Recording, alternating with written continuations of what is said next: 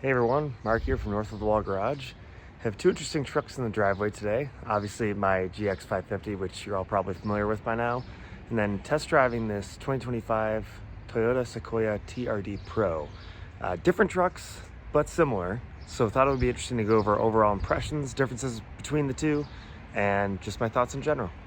So mechanically, these two vehicles are similar but different. The GX550 and the Sequoia TRD Pro are both powered by twin-turbo 3.5 liter V6s. The turbos on the Sequoia are a little bit larger than the ones on the GX550. The Sequoia with the TRD Pro package also has a hybrid power plant, which is really there. It does help fuel economy a little bit, but really there to help with torque. Both vehicles sit on meaty 33-inch tires. The Sequoia's tires here are Falcon Wild Peaks AT3s, which are a great tire. I had them on my old GX460. And then there's the GX550 tire, which is again a 33-inch, but it's a Toyo tire open country. And that's one that I think was designed in-house with Lexus. Basically, they removed some layers of Kevlar to make the off-road tire a bit quieter in the cabin. Still, overall, two 18-inch wheels, two 33-inch tires, basically the same concept there. So inside the GX550 here, obviously this interior with the nori green exterior, which is beautiful. The interior is just your standard black, but the thing I want to focus on here is actually drivetrain, right? So with the GX550, you're in a full-time four-wheel drive mode. You have a center and rear differential that you can both lock. So the car is effectively always operating with a four-wheel drive off that center differential. Whereas on the Sequoia, this is more like a traditional truck where you're always in two-wheel drive. You can shift into four high or four low, and the only diff you can lock is the rear differential. So if I look at my driveline ability here, too high, that's standard, too low, four low, and then you'll see there the option to lock the rear diff. So a little bit different. Again, this is much more like a pickup truck in terms of its driveline versus Lexus's trick kind of center differential system that the GX550 has. So obviously if you're driving in sort of inclement weather or you just want to not think about it, the Lexus has the advantage there. Okay, lastly, we're going to talk about similarities, then we're going to dive a little bit deeper, but here's a similarity.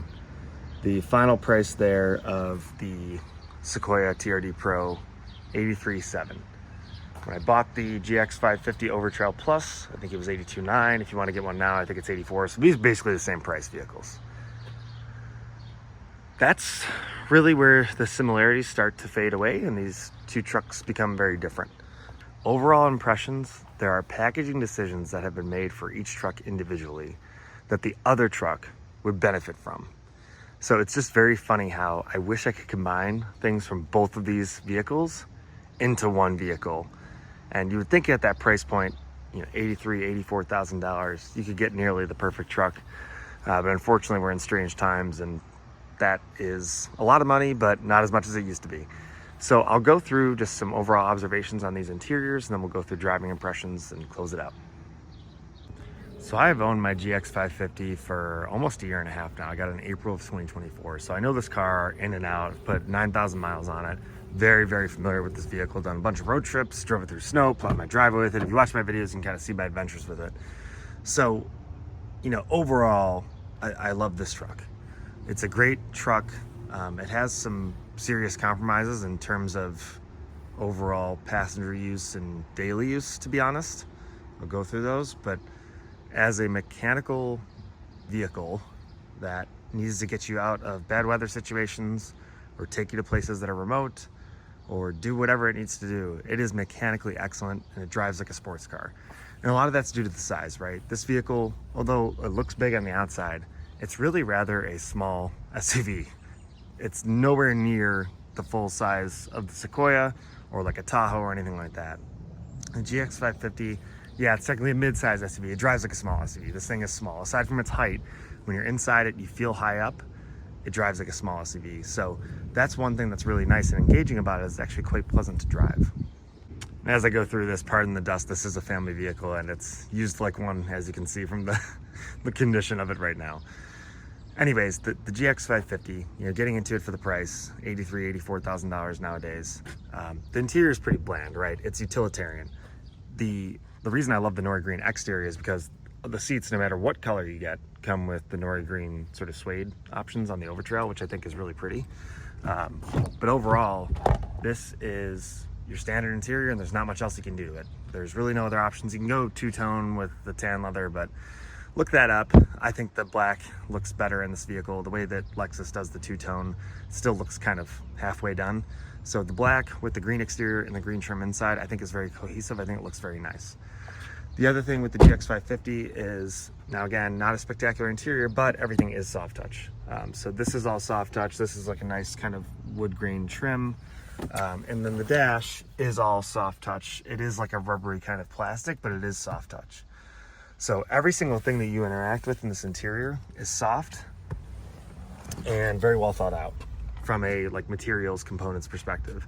Could it be nicer? Could it be leather? Of course, that's really what the LX is for. At least that's what Lexus is doing with the LX. But still, very nice to the touch, very soft, nicely constructed. You're not getting hard plastic until you're halfway down the door card. And that's still the same with the rear doors as well. Soft touch, everything. This is this kind of pretty perforated look here with, again, green behind. Doesn't matter what color you have in the exterior, you get this in the Overtrail, the green behind. So I think nori green is a super cohesive, really nice look on the GX550, but soft touch everywhere. All right, so direct comparison time. Now, obviously, this TRD Pro is option with the red interior, which is probably a love it or hate it item for many people. My personal opinion, at first, it was a little jarring. I've actually gotten used to it over the last day and a half, where I think with the gray exterior, again, this is kind of a color combo thing. I think in isolation, the red would look jarring, but with the dark gray exterior, it kind of works. So I don't hate it. Would I prefer the black? Probably, but the red is interesting, and you know, life's too short to keep things kind of boring. So credit to Toyota for doing something weird. This is a little bit more, I don't want to use the term boy racer, but it is, right? The notch in the steering wheel, the notch in the shift or in the drive selector. It's all a bit overdone, and that's kind of the TRD Pro thing. I wish there was a way to mute this a little bit. That's just kind of my perspective from an overall appearance. Now, it is a really cool truck. This is cool. I think it's cool, but every single day getting into this, you know, driving to work, is the red a bit too much? I don't know. That's for you to decide. For me, I think I could live with that. I think I would get used to it.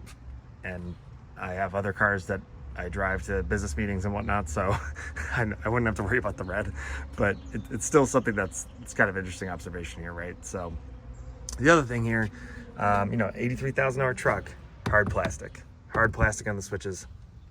This plastic is like dollar store plastic on the door opener. I don't know what else to say about that. It's bad. And you'll see your hard plastic on the doors on the entire door frame as compared to the GX550, where you have a lot of soft touch. There's a lot of hard plastic within arm's length here that the Sequoia has. This is soft, this is kind of soft. So, I mean, there are some soft touch, but interesting that just from a materials quality perspective, the Lexus is leagues ahead despite the same price. Now, and that's not as if the Lexus is a Bentley. You know, I actually think the interior in this is a little bit underwhelming. So that says a lot that the Sequoia is actually a little bit worse from that perspective. I used to think that people were like car reviewers or whatever was super annoying when they were talking about interior quality. I used to love a lot of the American cars where they did not succeed with interior quality, but they had great engines and great power plants, and that's what made the car awesome. To an extent, I still believe that. However, when you're spending $83,000, $84,000, I think there should be something nice about the interior, right? I'm not just getting an engine and transmission and wheels for that price. There should be a little bit more to that price, given that that's, you know, probably the higher quartile of vehicle prices these days, right? You're probably in a top 25% of vehicle pricing or higher if you're in the 80s. So it really comes down there to just personal preference. Obviously, a lot of these things are nitpicks. On a day-to-day basis, hey, it's a truck, it's gonna get banged up. It's kind of nice to have some hard touch stuff in there because it's gonna get banged up, it'll hold up just fine. But for the price, is it really worth it? Or could they have done better? And looking at the rear of the Sequoia, you kind of have the same story here. It's the same layout as the driver's seat and driver's door, passenger door, just in the rear. The sunshades are nice though. I'm glad they included that for a family car. And they have a third row sunshade, which is a nice touch as well. That's kind of unusual for this segment. The interior is a lot more spacious. As you can imagine, it is a larger vehicle than the GX550. This is a full size and it feels that way. From a driving perspective, it feels that way, but from an interior room perspective, it really feels that way. when I have my little baby's car seat in the Sequoia, which it's not in there right now, but the base is in there, to release the car seat, I have to put my hand, basically it sits up like this, and I have to put my hand here to unlock it. In the Sequoia, I have plenty of room with the seat in driving position or exit position, which is even further back. I have plenty of room to put my hand here, grab the switch, and pull my kid out. Whereas in the GX550, I'll go on the driver's side here. When I go to release that switch, my hand is against the driver's seat. And on an SUV, which is quote unquote mid-size, that's a little bit brutal. I think Toyota and Lexus's packaging of interiors is a little hard to wrap your head around sometimes. And now I believe this has more interior cargo space or room in general than the GX460. But my wife had said to me after we had our second child, she's like, my old GX460 felt bigger than this GX550 from an interior perspective. To an extent, she wasn't wrong, because in the GX460, you could slide the second rear seat and there was more maneuverability. You could kind of make more room as you needed. In the GX550, you're fixed in this position from the second row. Okay, so just thinking about climate real quick, because if you've watched my GX550 cons videos, I think one of the weakest parts of the GX550 is the climate control. You have a vent here, two small vents in the center stack, and a vent all the way on the left by the driver's side. And on the rear, you have two vents out of the console. That's it. That's all the vents in the GX550 Overtrail Plus. So this car, when it's out in the sun and it's hot and the AC is blowing, it takes a while to cool down, takes a while to heat up. The climate control in this is something Lexus could have easily improved on. And I'm not sure why they shorted the Overtrail models, whereas the other models, the premium and the luxury, get in-ceiling vents. The Overtrail does not. Explain that one. I have no idea why. I think that's honestly a terrible decision on Toyota's part. The Sequoia has no problem with climate. This thing blasts AC ice cold. You have 4 very large vents, so the size of the vent is much larger than in the GX550. And then in the back, it's paradise compared to the GX550, because you have ceiling vents there, you have your vents in the console, and you have a separate rear climate, and you have ceiling vents in the third row, by the way, too. But you have vents, or you have a full rear climate control system where the passengers can manipulate the airflow. From a passenger comfort perspective and an SUV where, let's face it, this segment, some of these, end up being daily drivers for folks, but these cars are really meant to be passenger cars. They're family cars. You're taking people around in them. So the Sequoia understands that and has the right climate control for that task. Whereas on the same price, GX550. Now I know this is an Overtrail specific issue, but again, this is an off-road specific model, the TRD Pro. Why did they short the vents in here? I think it is the strangest packaging decision ever. And it's one of the most frustrating things about owning this vehicle. It's just such an obvious, simple thing where you, at an $84,000 price point, $83,000 price point, you would think would not even be an issue, but it is. All right, so trunk's open. Excuse the stuff in the GX550. Like I said, I use it like a truck frequently, and we have a lot of stuff in here all the time. Right now, I just have my Miracle Grow. Anyways, the Overtrail, because it's a 5-seat configured vehicle, has a ton of trunk room. So I can fit a lot of stuff in here. The only time I think I maxed out the cargo capacity of this vehicle with the seats folded down in the second row was trying to fit like an 86-inch TV through the entire car, which at the end of the day I was successful in doing. I had to leave the trunk a little bit ajar, but I did break my rear gasket doing that, so live and learn. But anyways, great amount of cargo room because it's the 5-seat configuration. So this is where you gain room over like the GX460, for example, or previous models, is the trunk space in the Overtrail configuration. And many have pointed this out, but it is funny, they left the cup holders in for the third row. That's in the other GX550 models, but not in the Overtrail. But at any rate, a lot of trunk space, have no issue hauling around a ton of stuff using this configuration. The Sequoia, no surprise to anyone with the battery pack and being a full third row vehicle, is very short on trunk space, as a lot of third row vehicles are. Now, this has less room than, say, your Tahoes or Yukons or Escalades or whatever, the GM offerings, and probably the Ford offerings as well. But with the shelf, you can kind of try to double your space putting certain stuff here, certain stuff on the shelf with the seats up, right? You can double your interior space just by using the shelf, depending on what you're carrying. The seats are obviously sitting on top of the hybrid battery pack, so the hybrid itself is partially what compromises space in the Sequoia's trunk. But you can manipulate the seats from the rear, where if I want to slide the seat forward, I can slide it forward and get myself a little bit more room. I can do it in the same thing on the other side as well. So there's ways to shift around the seats to gain a little bit more room. Honestly, for daily use, this is really fine. For my personal life, obviously, things like space, passenger seating, all that stuff, that's a super personal decision. Depends on how you're using these trucks in your daily life. For me, this is fine. For others, I guess if you're carrying around, an entire football team and you got a lot of gear, that could be a problem. Maybe that's what the roof rack's for, but do you want to be using the roof rack every single day? Fair enough, fair complaint. And getting back to, I guess I'll combine this into two things: shape and ride quality. So the GX550 is more boxy, it's more upright. The Sequoia TRD Pro is a little bit slanted. Again, it looks like the Tundra, right, with the back slapped onto it. So from an interior noise perspective, despite the really nicer acoustic glass in the GX550, the Sequoia is quieter, especially when you're comparing roof rack to roof rack. When the GX550 has the factory roof rack on it, which it does not right now, it's much louder than the Sequoia with the factory roof rack. And I think that's just an advantage of the aerodynamics here, right? The Sequoia a bit more slanted on the windshield, GX550 a bit more upright, so you can hear that in the interior. Was reminded of one thing that I think is worth pointing out, is that with the panoramic sunroof, which I will never use, I never use a sunroof in any of my cars. I don't really know anyone that uses a sunroof that often, so this is covered right now. But the panoramic sunroof does eliminate some headroom in the second row.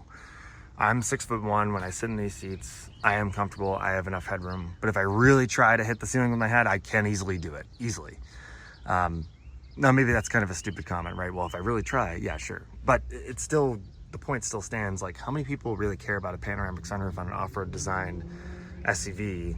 And I'd rather just take the extra headroom because it does come down in the second row. All right, so driving the 2025 Toyota Sequoia TRD Pro. From a tech standpoint, as I had mentioned, compared to the GX550, this has a few additional features, one of which, really nice, the video rear camera, which you can switch on and off very easily. So for a rear view mirror to have the ability to switch to a video when you're fully loaded is a really nice feature that is not available on the GX550 Overtrail and Overtrail Plus models.